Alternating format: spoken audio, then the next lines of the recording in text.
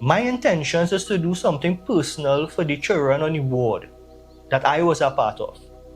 But if I donate my hair, pay the money, go through the process, I have no control over where that wig going.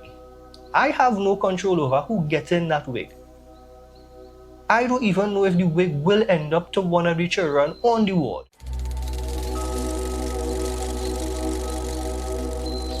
Ever since I survived cancer, I have grown my hair out multiple times with the intention of donating my hair to kids with cancer. And for years, when it came time to actually cut my hair, I didn't know where to turn to cut my hair to get it to donate to children with cancer. By the will of God, or by some divine intervention, I just stumbled upon a video made by a guy who was a cancer survivor who went to donate his hair. I found the place online. Lo and behold, I, as a cancer survivor myself, probably due to my own ignorance, wasn't aware that the Cancer Society of Trinidad and Tobago offered that service.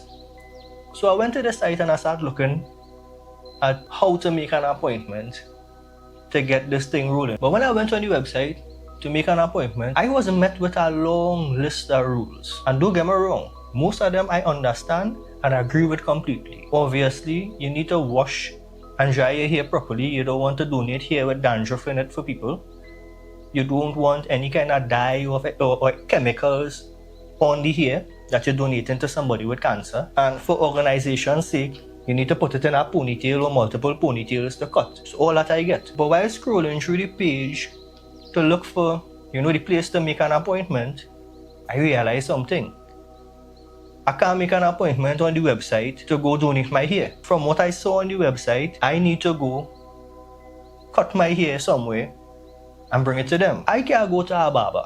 A barber not going to wash, dry. I can't wash and dry this to professional standards to go and donate. I have to go to somewhere that could actually do it thoroughly. From the rules on the page, what I gathered is I have to go to a professional salon, pay to wash, dry my hair, pay them to cut the ponytails, and obviously if you're only cutting off the ponytails, you still have hair on your head, unless you decide to shave it off. So you had to pay them to style your hair after. Then you need to take the hair, the ponytails that you cut, put it in a Ziploc bag, and go to Freeport to donate it. Now all of that, I was okay with, because in the back of my mind I was asking questions like, all these hurdles for somebody to donate hair for a good cause? And again, some of them I understand, but some of them really don't make sense to me. And this is what made me start to question things, right? The cost of doing the whole process that we just talked about, to go to Freeport to donate it. Now, you see I put donate in quotation marks, because this is the part that threw me off the moose. After that whole process, when you reach there to donate your hair, stay with me, right? After you do all that and reach that part to donate your own hair, you have to pay $100 administrative fee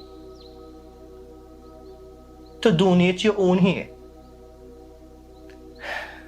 That disappointment hit me harder than my last breakup. Now I tell you, I really didn't know about hair. I really don't know too much about hair. But apparently, hair is a very expensive commodity. So I started thinking to myself, why I paying over $500-600 to donate my hair when my hair worth over $500-600 US? That make no sense. To me, that make no sense. Please don't get vexed at me as yet. Follow me through this, right? Follow me through this thought process, because I might be wrong, but I want to hear anybody else's opinion. Because I started to question these things, and not from a place of hate or conspiracy or trying to be a conspiracy theorist or anything. I start questioning it from my own experience. Because when you come to think about it, right, even if I did go through the process and make the wig, from the time I donate my hair, I have no control over it again. My intentions is to do something personal for the children on the ward that I was a part of. But if I donate my hair, pay the money, go through the process, I have no control over where that wig going. I have no control over who gets in that wig.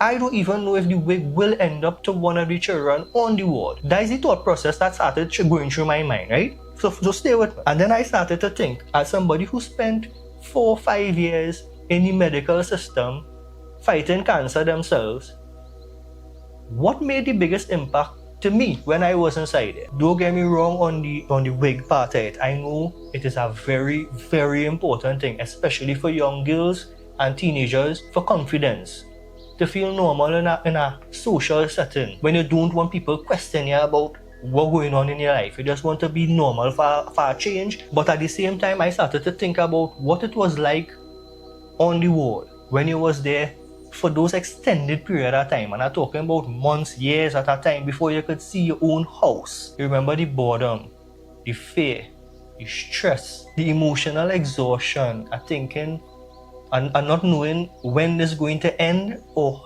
how it's going to end.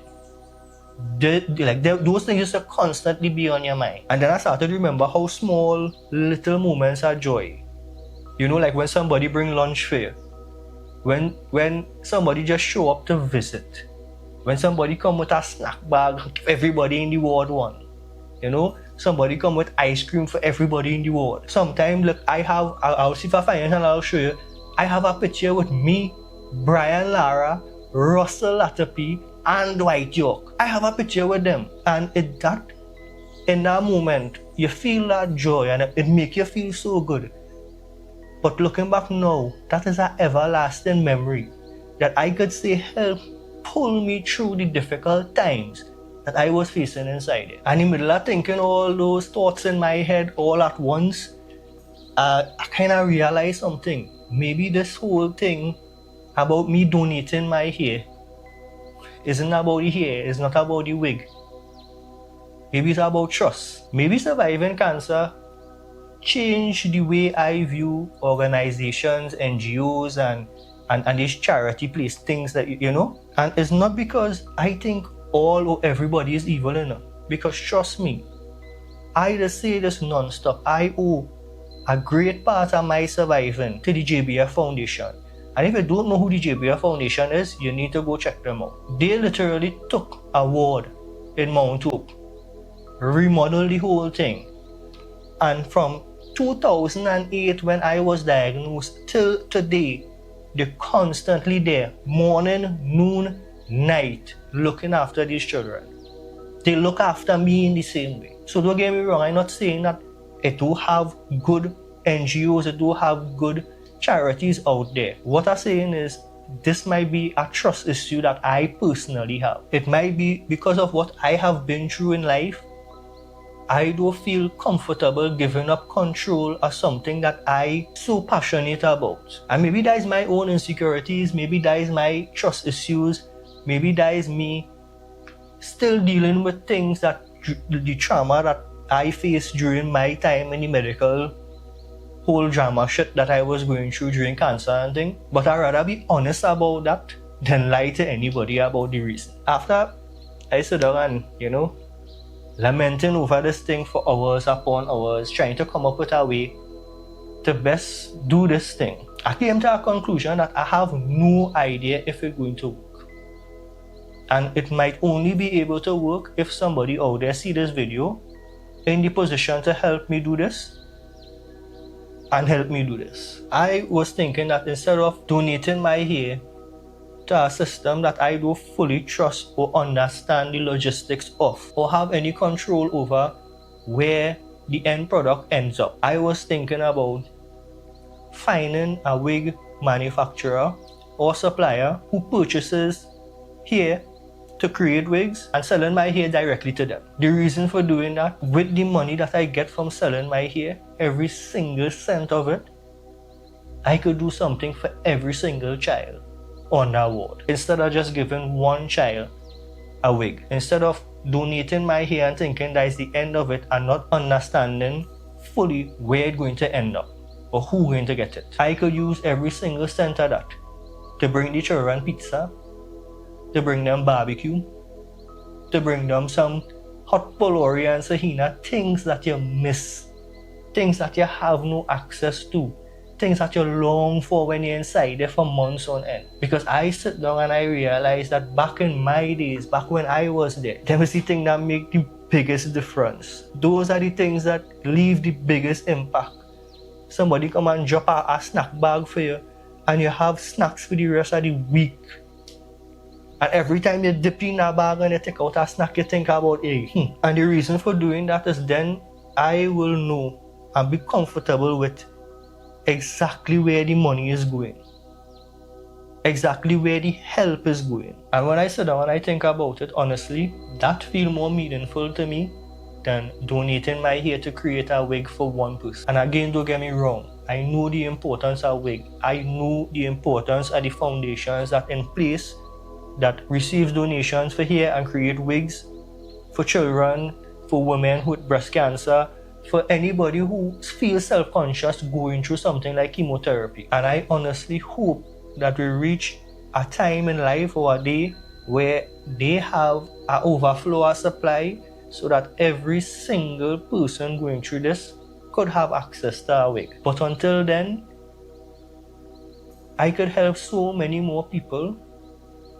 by going this route rather than donating my hair to create a wig. Because when you live inside a hospital for years on end, you realize that the smallest amount of joy that anything brings you is a very special type of medicine that you can't get from anywhere else. So this video isn't about me attacking charities. This video isn't about me attacking any specific program or saying that the wig program is bad. I am for it. This video is more about how surviving cancer changed the way that I think about giving, the way I think about charity. And for the first time, I realized that I just don't want to donate something. I kind of want to see the impact that it creates directly.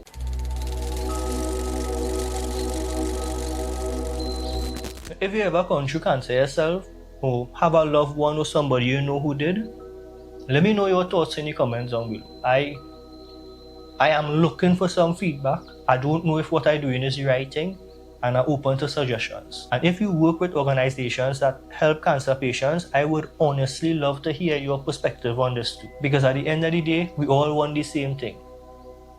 To make this stressful journey that they're going through hurt a little less. So don't forget to leave your thoughts in the comments down below. Let me know if I'm making the right choice or not.